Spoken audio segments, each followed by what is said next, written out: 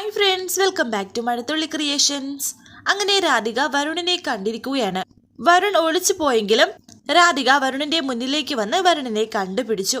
രാധികയോടൊപ്പം ഒരു പയ്യനുണ്ടായിരുന്നു. ചേച്ചി, ഇതാണ് പ്ലംബർ ചേട്ടൻ എന്ന് പറഞ്ഞ് വരുണിനെ പരിചയപ്പെടുത്തി കൊടുക്കുന്നു. ഇനി ഞാൻ പൊയ്ക്കോട്ടെ എന്ന് പറഞ്ഞ് ആ പയ്യൻ അവിടെ നിന്ന് പോകുമ്പോൾ ദേഷ്യത്തോടെ രാധിക വരുണിനെ നോക്കി. കൈകെട്ടി നിൽക്കുകയാണ് വരുൺ. ഇത് ഒരു ആശ്രമമാണ്, ഇവിടെ എന്താ കാര്യം എന്ന് രാധിക ചോദിച്ചു. ആശ്രമത്തിൽ എൻ്റെ ഭാര്യയ്ക്ക് എന്താ കാര്യം എന്ന് വരുൺ ചോദിക്കുമ്പോൾ രാധിക പറയുന്നുണ്ട്, ഇവിടെ ആരെങ്കിലും കണ്ടാൽ എന്താ സംഭവിക്കുമെന്ന് അറിയാമോ? ആരെ കണ്ടാലും എനിക്കൊന്നുമില്ല. താൻ എൻ്റെ ഭാര്യയാണ് എന്നുള്ള സത്യം ഞാൻ എല്ലാവരോടും വിളിച്ചു പറയും. രാധിക പറയുന്നു, ദയവ് ചെയ്ത് ഇവിടുന്ന് പോകൂ വരുൺ. ഞാൻ ഇവിടെ ഒരു നല്ല ഉദ്ദേശത്തിലാണ് വന്നിരിക്കുന്നത്. ഇവിടെയെങ്കിലും എന്നെ ഒന്ന് ഉപദ്രവിക്കാതിരുന്നൂടെ എന്ന് ചോദിക്കുമ്പോൾ വരുൺ പറയുന്നുണ്ട്, തന്നെ ഞാൻ ഉപദ്രവിച്ചിട്ടുണ്ടെങ്കിൽ അത് ജീവിതം കാണിച്ചിട്ടാണ്, അല്ലാതെ സന്യസിക്കാൻ വേണ്ടിയിട്ടല്ല. ഇത് കേട്ട് രാധിക പറയുന്നു, ഇനി എനിക്കൊന്നും വേണ്ട. ഞാൻ ഇനിയൊന്നും ആഗ്രഹിക്കുന്നതുമില്ല. ഞാൻ ഇനിയെന്നും ഇവിടെ തന്നെ ആയിരിക്കുമെന്ന് പറയുമ്പോൾ വരുൺ ചോദിക്കുന്നു, ഉറപ്പാണോ എന്ന് മൂളുകയാണ് രാധിക. ഉറപ്പ്. ഇനി എൻ്റെ തീരുമാനത്തിലൊരു മാറ്റവും ഇല്ലെന്ന് പറയുമ്പോൾ വരുൺ പറയുന്നു, ഉറപ്പാണെങ്കിൽ ഞാനങ്ങ് പോയേക്കാം. പക്ഷേ നാളെ നേരം വെളുക്കുമ്പോൾ താൻ കണിമംഗലത്തേക്ക് വരേണ്ടി വരും. ഇന്ന് താൻ പാടിയ ഈ കീർത്തനം ഉണ്ടല്ലോ, അത് കണിമംഗലത്ത് വെച്ച് താൻ പാടേണ്ടി വരും എൻ്റെ ശവം അടക്കിന് മുന്നേ. എന്തൊക്കെയായി പറയുന്നത് എന്ന് രാധിക പറയുമ്പോൾ വരുൺ പറയുന്നു, ഇനി ഈ നിഷേധം സഹിക്കാൻ എനിക്ക് കഴിയില്ല.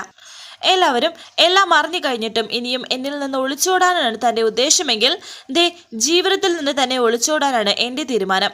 ഇത് ഭീഷണിയല്ല, ഇതിൻ്റെ തീരുമാനമാണ്. സന്യാസിയാകാൻ താൻ തീരുമാനിച്ചാൽ പിന്നെ ഒരു നിമിഷം ജീവിക്കേണ്ടത് ഞാനും തീരുമാനിക്കാം എന്ന് പറഞ്ഞ് വരുൺ പോകാൻ തുടങ്ങുമ്പോൾ രാധിക വരുണിന്റെ കയ്യിൽ പിടിച്ച് അവിടെ നിർത്തി.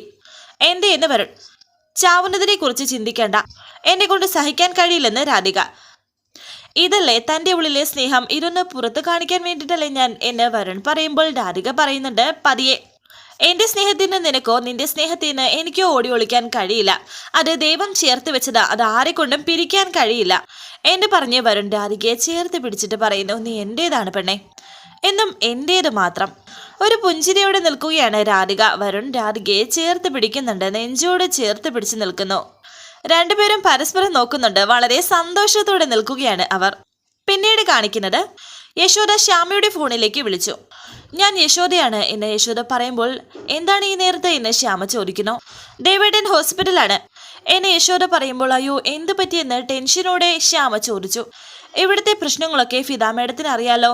ദേവേട്ടൻ തളർന്നു വീണു, അല്പം സീരിയസ് ആണ്. ദൈവമേ, എന്നിട്ട് എന്തായി വിവരം? നേരത്തെ എന്നെ ഒന്ന് അറിയിക്കാതിരുന്നത്? ചികിത്സയ്ക്കുള്ള കാര്യങ്ങളൊക്കെ ഞാൻ ചെയ്തേനല്ലോ. ഏത് ഹോസ്പിറ്റലാണ് എന്ന് ശ്യാമ പറയുമ്പോൾ ഹോസ്പിറ്റലിന്റെ പേര് യശോദ പറഞ്ഞു കൊടുത്തു. ഇവിടെ കിടന്നപ്പോൾ രാധികമോളെ കാണണമെന്നാ പറഞ്ഞത്. രാധികമോള് വന്നാൽ ദേവേടന്റെ ടെൻഷൻ ആശ്വാസമുണ്ടാകുമെന്ന് ഡോക്ടർ പറഞ്ഞു. അവളോട് മേഡത്തിന് ഒന്ന് പറയാൻ പറ്റുമോ എന്ന് യശോദ ചോദിക്കുമ്പോൾ, ഞാൻ പറഞ്ഞോളാം. ഞാൻ നാളെ തന്നെ രാധികയും കൂട്ടി അങ്ങോട്ടേക്ക് വരാം. യശോദ പറയുന്നു, എങ്കിൽ നന്നായി, എനിക്ക് അവളോടൊന്ന് സംസാരിക്കണമെന്നുണ്ട്. രാധിക ഇപ്പോൾ എൻ്റെ അടുത്തില്ല. രാധിക എൻ്റെ ഒരു കൂട്ടുകാരുടെ അടുത്താണ്. മനസ്സൊന്ന് സമാധാനപ്പെടട്ടെ എന്ന് കരുതി അവിടെ കൊണ്ടുപോയി നിർത്തിയിരിക്കുകയാണ്. അവിടെ കുട്ടികളൊക്കെ ഉണ്ട്. മോളെ നാളെ കൊണ്ടുവന്നാൽ മതിയോ എന്ന് ശ്യാമ ചോദിച്ചു. മതി.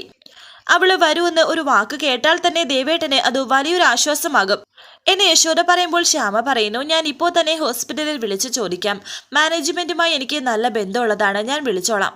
പിന്നെ വിദഗ്ധ ചികിത്സയ്ക്ക് എന്താണ് വേണ്ടത് എന്ന് വിചാരിച്ചോ പറഞ്ഞാൽ അത് ഞാൻ അവരുമായി സംസാരിക്കാം. അയ്യോ അതൊന്നും വേണ്ട മേഡം, മോളെ കൊണ്ടുവന്നാൽ മാത്രം മതിയെന്ന് യശോദ പറയുന്നുണ്ട്. മോളുടെ കുടുംബം എന്ന് വെച്ചാൽ അത് എൻ്റെ കുടുംബം പോലെയാണ്. മാത്രമല്ല ദേവനാരായണൻ തിരുമേനി എനിക്ക് ഒരുപാട് ആരാധന തോന്നിയ മനുഷ്യനാണ്. അദ്ദേഹത്തിന് ഒന്നും സംഭവിക്കാൻ പാടില്ല. കിട്ടാവുന്നതിൽ വെച്ച് ഏറ്റവും മികച്ച സേവനം തന്നെ ആ ഹോസ്പിറ്റലിൽ നിന്നും നിങ്ങൾക്ക് കിട്ടും. അത് ഞാൻ അറേഞ്ച് ചെയ്തോളാമെന്നും ശ്യാമ. നന്ദിയുണ്ട് എന്ന് യശോദ പറയുമ്പോൾ ശ്യാമ പറയുന്നു, എന്നും ഭഗവാനെ പൂജിക്കുന്ന ആളല്ലേ, അദ്ദേഹത്തിന്റെ ഭഗവാൻ അദ്ദേഹത്തെ കാത്തു രക്ഷിക്കും. പിന്നെ നമ്മൾ ചെയ്യേണ്ട കാര്യം നമ്മൾ ചെയ്തല്ലേ പറ്റൂ. പുതിയ ചികിത്സാ രീതിയും പിന്നെ നാളെ മോളും കൂടി വന്നാൽ അദ്ദേഹം പൂർണ്ണ ആരോഗ്യവാനാകും. നിങ്ങൾ എന്തായാലും സമാധാനത്തോടെ ഇരിക്കെ, എങ്കിലേ നാളെ കാണാം എന്ന് പറഞ്ഞ് ശ്യാമ ഫോൺ വെച്ചു. അല്പം സമാധാനത്തോടെ നിൽക്കുകയാണ് യശോദ. തുടർന്ന് തന്ത്രിയുടെ അരികിലേക്ക് യശോദ പോയിട്ട് അവർ തമ്മിൽ സംസാരിക്കുന്നുണ്ട്. മോള് വരുമോ എന്ന് തന്ത്രി ചോദിക്കുമ്പോൾ യശോദ പറയുന്നു, അങ്ങേക്ക് കാണണമെന്ന് പറഞ്ഞാൽ എങ്ങനെയാ അവൾക്ക് വരാതിരിക്കാൻ കഴിയുന്നത്? ഞാൻ ഫിദ മേഡത്തെ വിളിച്ചിരുന്നു. രാധിക മോള് ഫിദ മേഡത്തിന്റെ ഒരു കൂട്ടുകാരുടെ അരികിലാണ് ഉള്ളത്. രാവിലെ തന്നെ മോളെയും കൂട്ടി വരാന്നാ പറഞ്ഞേക്കുന്നത്. പിന്നെ ഫിദ മേഡം അങ്ങയുടെ ചികിത്സയെക്കുറിച്ച് ചോദിച്ചു. ബാക്കിയുള്ള കാര്യങ്ങളെല്ലാം യശോദ പറയുന്നുണ്ട്. എന്തിനാ അവരെ ബുദ്ധിമുട്ടിക്കുന്നത് എന്ന് ചോദിക്കുന്നുണ്ട് തന്ത്രി. ഞാൻ പറഞ്ഞതല്ല എന്ന് യശോദ. നാളെ ഫിദ മേഡം രാധികയും കൂട്ടി വരുമ്പോൾ വരുണിനോടും കൂടി ഒന്ന് വരാൻ പറയണം. സംഭവിച്ചു പോയ തെറ്റുകൾ തിരുത്തിയേ പറ്റൂ യശോദെ. വരുൺ രാധികയാണ് താലി ചാർത്തിയത്. ദൈവത്തിന് മുന്നിൽ അവരാണ് ഭാര്യ ഭർത്താക്കന്മാര്. രാധിക മോളെ വരുണിന്റെ കൈ പിടിച്ച് ഏൽപ്പിക്കണം. ഇല്ലെങ്കിൽ ഞാൻ മരിച്ചാൽ എൻ്റെ ആത്മാവിന് പോലും മോക്ഷം കിട്ടില്ലെന്ന് തന്ത്രി. ദേവേട്ടൻ ആഗ്രഹിക്കുന്നതൊക്കെ നടക്കും. പക്ഷെ എന്തിനാണ് മരണത്തെക്കുറിച്ച് സംസാരിക്കുന്നത് എന്ന് യശോദ. ഇങ്ങനൊരു അവസ്ഥയിൽ കിടക്കുമ്പോൾ അതിനെക്കുറിച്ചല്ലാതെ മറ്റെന്തിനെക്കുറിച്ചാ ചിന്തിക്കേണ്ടത് എന്ന് തന്ത്രി പറയുമ്പോൾ ഒരു നഴ്സ് അവിടേക്ക് വന്നിട്ട് പറയുന്നു, ഇനി അധികം സംസാരിക്കേണ്ട, ഇപ്പോൾ തന്നെ ഒരുപാടായി. സാരമില്ല സിസ്റ്ററെ, ചെയ്യാനുള്ള കടമകളെ കുറിച്ച് പറയായിരുന്നു, ഒരു കുഴപ്പമില്ല എന്ന് തന്ത്രി. യശോദെ, വരുണിനെ ഒന്ന് വിളിച്ച് പറയേ, നാളെ അവർ ഒന്നിച്ചെത്തട്ടെ എന്ന് പറയുന്നുണ്ട്. പൊയ്ക്കോളൂ, ഇനി തിരുമേനി ഉറങ്ങട്ടെ എന്ന് സിസ്റ്റർ. ഒരു ഗുളികയും കൂടിയുണ്ട്, അത് കഴിച്ചിട്ട് ഉറങ്ങാമെന്ന് തന്ത്രിയോട് സിസ്റ്റർ പറയുകയും ടാബ്ലറ്റ് എടുത്ത് കൊടുക്കുകയും ചെയ്യുന്നു. ശേഷം കാണിക്കുന്നത് വരുണിങ്ങനെ ബെഡിൽ കിടക്കുമ്പോൾ രാധികയെ കുറിച്ച് തന്നെയാണ് ഓർക്കുന്നത്. കുറച്ചു മുന്നേ രാധികയെ കണ്ട നിമിഷത്തെ പറ്റി അതോർത്ത് പുഞ്ചിരിയോടെയും സന്തോഷത്തോടെയും കിടക്കുകയാണ് വരുൺ. എന്തായാലും വരുണിന് സന്തോഷമായിരിക്കുകയാണ്. താൻ വിചാരിച്ചതുപോലെ തന്നെ രാധികയെ കണ്ടെത്താനും രാധികയുടെ മനസ്സറിയാനും സാധിച്ചിരിക്കുന്നുണ്ട്. ഈ സമയം വരുണിന്റെ ഫോണിലേക്ക് ഒരു കോള് വന്നു. വിളിക്കുന്നത് യശോദ. അച്ഛൻ ഹോസ്പിറ്റലാണെന്ന് പറയുമ്പോൾ അയ്യോ എന്ത് പറ്റിയെന്ന് വരുൺ ചോദിക്കുന്നു. പെട്ടെന്ന് സുഖമില്ലാതായി, ഇപ്പോൾ ഭേദമുണ്ട്. എന്താമേ എന്നെ വിളിച്ച് പറയാതിരുന്നത്? ഞാൻ വരുമായിരുന്നല്ലോ എന്ന് വരുൺ. മോൻ വരണം, അതിനു വേണ്ടിയിട്ടാണ് ഞാൻ വിളിച്ചത്. നാളെ ഫിദ മേഡത്തോടും രാധികയോടും ഇവിടെ വരാൻ അച്ഛൻ പറഞ്ഞിട്ടുണ്ട്. അവരിവിടെ വരുമ്പോൾ മോൻ കൂടി അവരോടൊപ്പം ഉണ്ടാകണമെന്ന് അച്ഛൻ പറഞ്ഞു. എന്താ കാര്യം എന്ന് വരുൺ ചോദിക്കുന്നുണ്ട്. ഒരു തെറ്റും ചെയ്യാത്ത രാധിക മോളോട് അരുതാത്തത് ചെയ്തു പോയി എന്ന കുറ്റബോധത്തിലാണ് അച്ഛൻ. അത് തിരുത്തണം. നിങ്ങൾ രണ്ടുപേരെയും ഒന്നിച്ചു നിർത്തി സംസാരിക്കണമെന്ന് അച്ഛൻ പറഞ്ഞത്. ഇത് കേട്ടുകൊണ്ട് സുകുമാരി അവിടേക്ക് വരുന്നു. മോൻ വരില്ലേ എന്ന് ചോദിക്കുന്നുണ്ട് വീണ്ടും യശോദ. ഞാൻ വരാം. രാധികയോട് അച്ഛന് സുഖമില്ലാത്ത കാര്യം പറഞ്ഞായിരുന്നോ എന്ന് വരുൺ ചോദിക്കുന്നു. ഇല്ല, ഫിദ മേഡം പറഞ്ഞോളും, അപ്പോൾ അറിഞ്ഞാൽ മതി എന്ന് യശോദ. ശരിയമ്മേ, അവൾ അവിടെ എത്തുമ്പോൾ ഞാനും അവിടെ ഉണ്ടാകുമെന്ന് വരുൺ. ഇവർ രണ്ടുപേരും ഒന്നിച്ചുള്ള കാര്യം അമ്മയോട് പറഞ്ഞിട്ടില്ല വരുൺ. ഫോൺ വെച്ച് അങ്ങോട്ടേക്ക് നോക്കുമ്പോൾ യശോദ സുകുമാരിയെ കാണുന്നു. ദേഷ്യത്തോടെ സുകുമാരി യശോദയുടെ അരികിലേക്ക് വന്നു. നീ ആരോടാ സംസാരിച്ചോണ്ടിരുന്നത്? വരുണിനോടല്ലേ? നിന്റെ ഭർത്താവ് ഗുരുതരമായ അവസ്ഥയിൽ ഇതിനകത്ത് കിടക്കുവാണ്. ആ സമയത്തും നിനക്ക് വരുണിനെയും രാധികയും ചേർത്ത് വെക്കുന്നതാണ് വലിയ കാര്യം അല്ലേ യശോദെ? ഇത് കേട്ട് യശോദ പറയുന്നു, ഞാൻ വരുണിനെ വിളിച്ചത് ദേവേട്ടൻ പറഞ്ഞിട്ടാണ്. വരുൺ മാത്രമല്ല, രാധികയും വരുന്നുണ്ട്. എന്തിന് അവൾ ഇവിടെ വരാൻ പാടില്ലെന്ന് ഞാൻ പറഞ്ഞതല്ലേ എന്ന് സുകുമാരി. ദേവേട്ടന്റെ ആഗ്രഹമാണ് എനിക്ക് പ്രധാനം. ദേവേട്ടൻ പറഞ്ഞാലും ഞാനത് ചെയ്യും. അമ്മയായിട്ട് പ്രശ്നം ഉണ്ടാക്കാൻ നിൽക്കേണ്ടെന്ന് പറഞ്ഞ് ദേഷ്യത്തോടെ അങ്ങോട്ട് പോവുകയാണ് യശോദ. അപ്പോൾ ആശുപത്രിയിൽ കിടന്നോട് തന്നെ തീരുമാനങ്ങൾ എടുക്കാനാണ് ഉദ്ദേശം. പ്രിയങ്ക മോളെ വിളിച്ച് പറയേണ്ട, അവളെ ഇവിടോട്ട് വന്നാൽ പ്രശ്നമാകും എന്നൊക്കെ സുകുമാരി വിചാരിക്കുന്നു.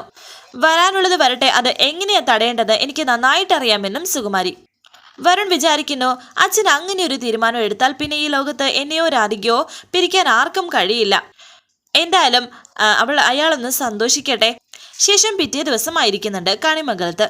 പത്മിനി സ്വർണ്ണാഭരണങ്ങളൊക്കെ പ്രിയങ്കയ്ക്ക് വെച്ച് നോക്കുന്നുണ്ട്. ആ സ്വർണം കണ്ടിട്ട് പോലും അമ്മയുടെ മുന്നിൽ താല്പര്യമില്ലാതെ ഇരിക്കുന്നത് പോലെ അഭിനയിക്കുകയാണ് പ്രിയങ്ക. എന്നാൽ പ്രിയങ്കയ്ക്ക് ആ സ്വർണമെല്ലാം കണ്ടിട്ട് ഒരുപാട് സന്തോഷമാകുന്നുണ്ട്. പക്ഷെ അത് അമ്മയുടെ മുന്നിൽ പ്രകടിപ്പിക്കുന്നില്ല എന്ന് മാത്രം. അമ്മ ഇനി ഇതൊന്നും അണിയാൻ പോകുന്നില്ല, എല്ലാം വളരെ വില പിടിച്ചതാണ്. ഇനി ഇതെല്ലാം മോൾ ഇട്ടാൽ മതിയെന്ന് പത്മിനി. അമ്മ അത് കണ്ട് ആസ്വദിച്ചോളാം എന്ന് പറയുമ്പോൾ പ്രിയങ്ക പറയുന്നു, എനിക്കിതൊന്നും വേണ്ടമ്മേ. എനിക്ക് ഈ വീട്ടിൽ ഏറ്റവും വലിയ ആഭരണം എൻ്റെ അമ്മയുടെ സ്നേഹമാണ്. അമ്മ എന്നോട് കാണിക്കുന്ന സ്നേഹത്തിന്റെ 1% വരുൺ എന്നോട് കാണിച്ചിരുന്നെങ്കിൽ ഈ ലോകത്തിൽ ഏറ്റവും സന്തോഷമുള്ള പെണ്ണായേനെ ഞാൻ. അവൻ തിരിച്ചു വരട്ടെ മോളെ. അച്ഛനോട് പറഞ്ഞ് നിങ്ങൾക്ക് രണ്ടുപേർക്കും ഒരു ഫോറിൻ ടൂർ പ്ലാൻ ചെയ്യുന്നുണ്ട്. ഒരു വിദേശ യാത്ര പോയി കുറച്ചുനാൾ നിങ്ങൾ അവിടെ നിൽക്കുമ്പോൾ ഇവിടുത്തെ കാര്യങ്ങൾ അവന്റെ മനസ്സിന് പോയിക്കോളും. പിന്നെ പതിയെ പതിയെ അവൻ നിന്റേത് മാത്രമായി തീരുമെന്ന് പത്മിനി പറയുമ്പോൾ ഇത് കേട്ട് മുത്തശ്ശി അവിടേക്ക് വന്നു. അതെങ്ങനെയാ പത്മിനി? അവൻ താലി കെട്ടിയ പെണ്ണിനെയല്ലേ അവൻ സ്നേഹിക്കൂ? നീ ഇങ്ങനെ ഇവളെ മുറിയിൽ പിടിച്ചിരുത്തി ചന്തം ചാർത്തിയിട്ട് ഒരു കാര്യമില്ല. വരുണിന്റെ മനസ്സിൽ ആരാണോ അതാണ് അവന്റെ പെണ്ണ്. ഇവളെ അവനെ കണ്ണെടുത്താ കണ്ടൂടാ. സ്വന്തം മകന്റെ മനസ്സ് മനസ്സിലാക്കാതെ ഒരു അമ്മ എങ്ങനെയാണ് ഇങ്ങനെ പെരുമാറുന്നത്? പത്മിനി പറയുന്നു, സ്വന്തം കുടുംബത്തിന്റെ അന്തസ്സ് നോക്കാതെ ഒരു മുത്തശ്ശിക്ക് ഇങ്ങനെ പെരുമാറാൻ കഴിയുന്നത് എന്തുകൊണ്ടാണ്? ഞാൻ അവന്റെ കൂടെ നിൽക്കുന്നത് അവന്റെയും രാധികയുടെയും ഭാഗത്ത് സത്യമുള്ളത് കൊണ്ടാണ്. കണ്ടോ അമ്മേ, ഈ മുത്തശ്ശിയാണ് എല്ലാത്തിനും കാരണം. മുത്തശ്ശിയാണ് എല്ലാം ചെയ്യിപ്പിക്കുന്നത് എന്ന് പ്രിയങ്ക. അതേടി മോളെ, ഞാൻ തന്നെയാ ഇവരെ കൊണ്ട് ഇതൊക്കെ ചെയ്യിപ്പിക്കുന്നത്. അല്ല, ഇനിയിപ്പോ വരുണിന് നിനക്ക് സ്വന്തമായി വേണമെങ്കിൽ തന്നെ നിനക്കെന്തെങ്കിലും യോഗ്യതയുണ്ടോ എന്ന് എനിക്ക് തോന്നണ്ടേ? എന്താ നിന്റെ യോഗ്യത? അതൊന്ന് പറഞ്ഞാട്ടെ. അമ്മ വെറുതെ പ്രിയങ്കയെ വിഷമിപ്പിക്കേണ്ട എന്ന് പത്മിനി. ഒരായുസ് മുഴുവനും വിഷമിക്കാനുള്ള കാര്യങ്ങൾ നിന്റെ മുന്നിലിരിക്കുന്ന ഇവള് ചെയ്തിട്ടുണ്ട്. ഇപ്പോൾ നിന്റെ മുന്നിലിരുന്ന് ഇവള് കരയുമ്പോൾ നിനക്കതൊന്നും മനസ്സിലാകില്ലായിരിക്കും. പക്ഷേ ഇവളുടെ കള്ളത്തരങ്ങൾ മുഴുവനും എനിക്കറിയാം. നീ കുറിച്ചു വെച്ചോ പത്മിനി. എന്റെ ഭരണം രാധികയും ഒന്നിച്ചിരിക്കുമെന്ന് പറഞ്ഞ് വെല്ലുവിളിക്കുകയാണ് മുത്തശ്ശി. അവരെ ഒന്നിപ്പിച്ചിട്ടേ ഞാൻ കണ്ണടയ്ക്കൂ എന്നും പറയുന്നു. അല്ലാതെ വേറെ ആര് എന്ത് ചെയ്താലും അത് പാഴ്വേലയാണെന്ന് പറഞ്ഞിട്ട് മുത്തശ്ശി അവിടെ നിന്ന് പോയി. സങ്കടം നടിച്ചു നിൽക്കുകയാണ് പ്രിയങ്ക. പത്മിനി പ്രിയങ്കയെ സമാധാനിപ്പിക്കുന്നു. മോളെ, വരുൺ എന്ത് പറഞ്ഞാലും മുത്തശ്ശി അവന്റെ കൂടെ നിൽക്കും. പക്ഷെ മോള് പേടിക്കണ്ട, അച്ഛനും അമ്മയും മോളുടെ കൂടെയുണ്ട്. നീ ചിന്തിക്കുന്ന കാര്യങ്ങളെ നടക്കൂ, അമ്മ അത് നടത്തി തന്നിരിക്കുമെന്നും പറയുന്നുണ്ട്. ദേഷ്യത്തോടെ നിൽക്കുകയാണ് പ്രിയങ്ക. തുടർന്ന് ആശ്രമത്തിൽ ശ്യാം അവിടേക്ക് വന്നിരിക്കുന്നുണ്ട്. വരുൺ മറഞ്ഞു നിന്ന് അത് കാണുന്നു. രാധിക എവിടെയാണെന്ന് ചോദിക്കുന്നു. കുട്ടികളുടെ കൂടെയാണ് രാധിക, ഇപ്പോൾ അവരുടെ പ്രിയപ്പെട്ട ആളാണ് എന്നൊക്കെ അവിടുത്തെ ആ ചേച്ചി, ആ സ്വാമിനി പറയുന്നുണ്ട്. രാധികയെ കൂട്ടിക്കൊണ്ടുവരുമോ എന്നും ശ്യാമ ചോദിക്കുന്നു. ഫിദാമേഡമായിട്ട് തന്നെയാണ് ശ്യാമ അവിടെ വന്നിരിക്കുന്നത്. ഇതെല്ലാം വരുൺ കാണുന്നുണ്ടായിരുന്നു. അങ്ങനെ ശ്യാം അകത്തേക്ക് ചെന്നു. ഫിദാമേഡം കൂട്ടിക്കൊണ്ടുപോകാൻ വന്നതായിരിക്കുമോ എങ്കിൽ അവരുടെ പിന്നാലെ ഇറങ്ങണമെന്ന് വരുൺ വിചാരിക്കുന്നു. കാര്യങ്ങളെല്ലാം സ്വാമിജിയോട് പറഞ്ഞിരിക്കുകയാണ് ശ്യാമ. അത്രയും പ്രിയപ്പെട്ട ആളാണെങ്കിൽ കൂട്ടിക്കൊണ്ടുപോയിക്കോളൂ. അച്ഛൻ്റെ അടുത്ത് കുറച്ചു ദിവസം കുട്ടി നിൽക്കുകയാണെങ്കിൽ നിന്നോട്ടെ. രാധികയെ നമുക്കൊന്ന് കാണാമെന്ന് പറഞ്ഞ് അവർ പോവുകയാണ് രാധികയെ വിളിക്കാനായിട്ട്. രാധിക കുട്ടികളോടൊപ്പം ഇവിടെ നടക്കുകയായിരുന്നു. രാധിക അവിടേക്ക് വന്നു. കണ്ടില്ലേ, കുട്ടികൾക്കിപ്പോൾ രാധിക നല്ലൊരു ചങ്ങാതിയാണ്. രാധികയെ മക്കൾക്ക് ഒരുപാട് ഇഷ്ടമായിട്ടുണ്ട് എന്നൊക്കെ ആ സ്വാമിജി പറയുന്നു. മോളെ, അച്ഛന് ചെറിയൊരു അസുഖം, ഹോസ്പിറ്റലിൽ അഡ്മിറ്റ് ചെയ്തിരിക്കുകയാണ് എന്ന് ശ്യാമ പറയുമ്പോൾ തന്നെ ടെൻഷനോടെ നിൽക്കുകയാണ് രാധിക. പേടിക്കാനൊന്നുമില്ല അച്ഛന്, മോളെ ഒന്ന് കാണണമെന്ന് പറഞ്ഞു. നമുക്ക് അതുവരെ ഒന്ന് പോയാലോ എന്ന് ശ്യാമ പറയുന്നു. ഞാൻ ചെല്ലുന്നത് അച്ഛന് ഇഷ്ടമാകുമോ എന്ന് രാധിക ചോദിക്കുന്നുണ്ട്. എങ്കിലും അച്ഛന് വയ്യാത്തതിന്റെ പേരിൽ വളരെ വിഷമത്തോടെയും ടെൻഷനോടെയും നിൽക്കുകയാണ് രാധിക. വരാനിരിക്കുന്ന പുതുപുത്തൻ എപ്പിസോഡുമായി വീണ്ടും കാണാം. Thank you for watching. Please subscribe, like, share my channel.